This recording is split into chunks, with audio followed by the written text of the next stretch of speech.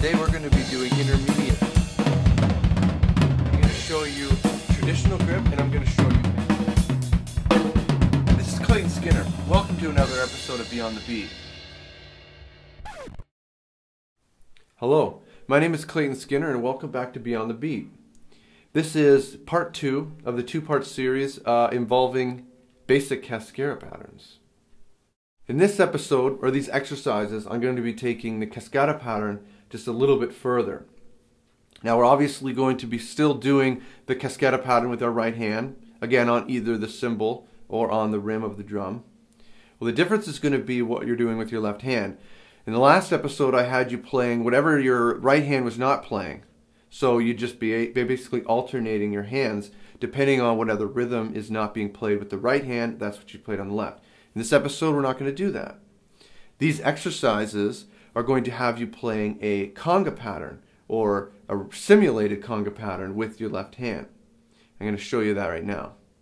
Now, I didn't put this conga pattern on the PDF specifically because it's going to be used in every exercise in this lesson anyway. So, if you have any problems with this part, just look at any one of them and you'll see exactly where you're supposed to play this conga pattern.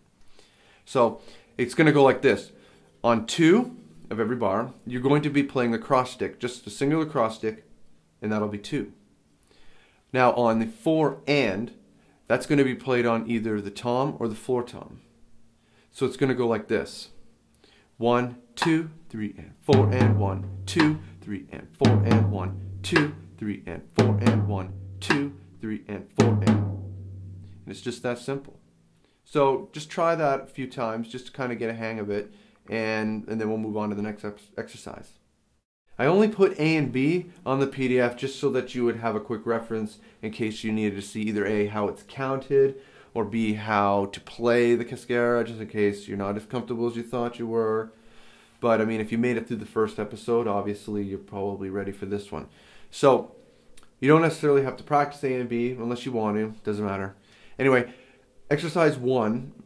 You're going to be playing the Cascara pattern, specifically the A direction, but you're going to be playing the conga pattern with your left hand.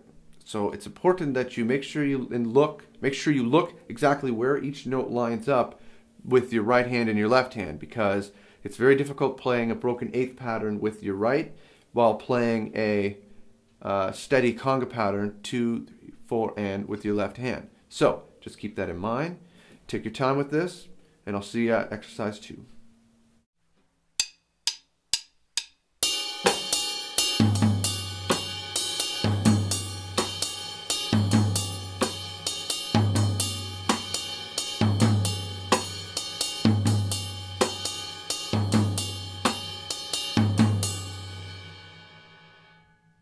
Exercise 2 will be very similar.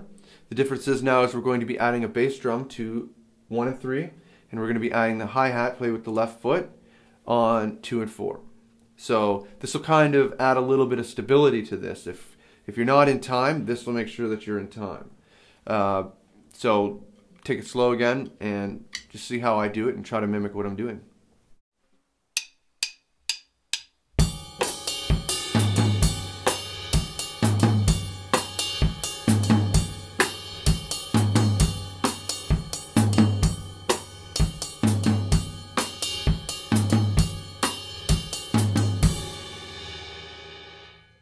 Exercise 3, we're going to be doing the similar bass drum pattern to 2, except for now we're going to be adding the bass drum on the end of 2 and the end of 4.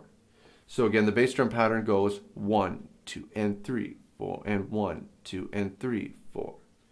So that, with the Cascara pattern with the right hand and the conga pattern with the left, you got a pretty interesting little beat here.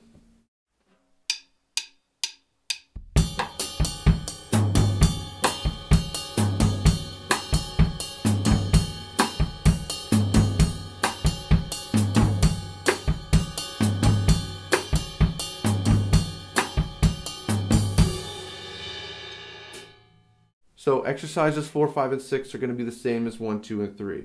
The only difference is that obviously they're flipped.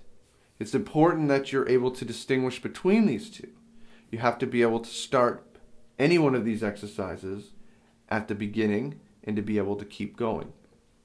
So it will be a little bit weird, even though you are playing the exact same thing. It will be a little bit weird starting, because again, the starting point is always the most difficult, and it takes the most control.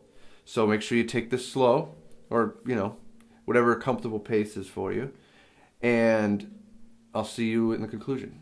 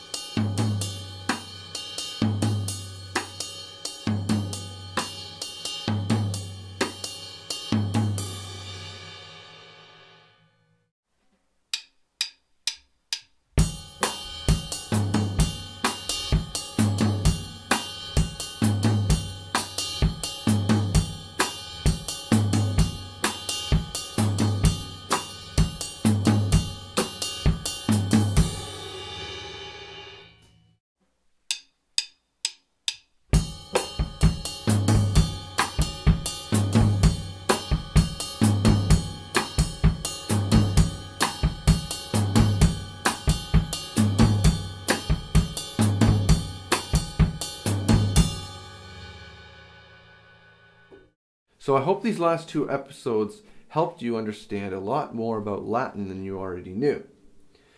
I also hope that it didn't make you sick of Latin. Sometimes tricky situations can actually make you a little bit bitter towards things. So hopefully it didn't deter you. Latin music is amazing for building independence with all of your limbs. So again, this is basic stuff. It gets a lot more advanced than this. So if you like this stuff, I would suggest you look into more advanced Latin rhythms and try to apply it to your everyday playing. Well, that's all for this episode. I hope these last 2 episodes really helped you in your understanding of Cascara rhythms, or Latin music in general. Remember, if you have any questions or comments about this video or any other video that you saw, you can get a hold of me through the email section at claytonskinner.com.